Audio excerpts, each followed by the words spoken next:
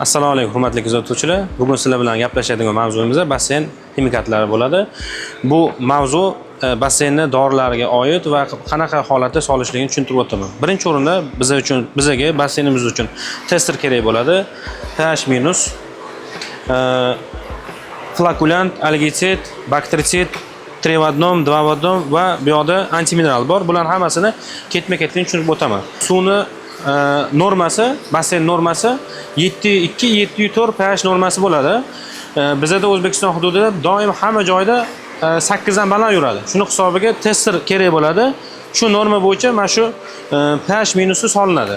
Bu pH minusimiz 100 kubaga 1 litr 0.2 koeffitsient tushirishligi uchun ishlab chiqarilgan va undan keyin bizda flokulant, bu flokulantimiz basseynni mikro kirlarni, ko'zga ko'rinmaydigan kirlarni bir-birisi bilan birlashtirib cho'ktirishlik uchun ishlab chiqarilgan va buni solgandan keyin 1 litr 100 kubaga mo'ljallangan. Buni solgandan keyin bundan keyin pilisos qilishlik uchun kerak bo'ladigan ximikal.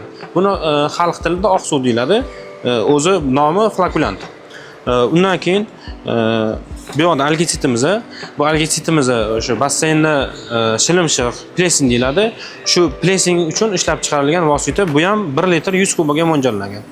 Xo'p, undan keyin bizda yangi ishlab chiqarilgan bakteritsid. O'zi bizda bozorda, O'zbekiston bozorida asosiy xlordan yo bo'lmasam tabletkalardan foydalanadi.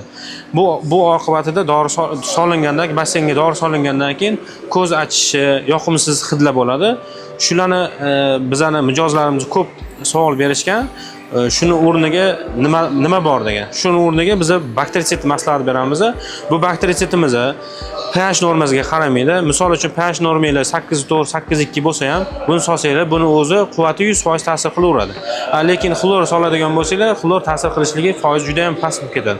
Sababi xlor solishdan oldin aytadiki, pH normasini 7.2 yo 7.4 normaga solasiz, ta'sir qila oladi degan qonuni bor. Shuni hisobiga bizda bakteritsid maslahat beramiz. Bakteritsid hidi yo'q va eng yaxshi tarafi pH normasiga qaramaydi.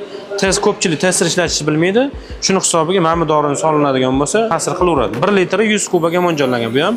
Undan tashqari bu yoqda dorimiz Trivadnon, algitsid, bakteritsid, flokulant. Bu yerda uchalovi narsa 1 litrga jamlashgan. Bu 100 kubaga mo'ljallangan.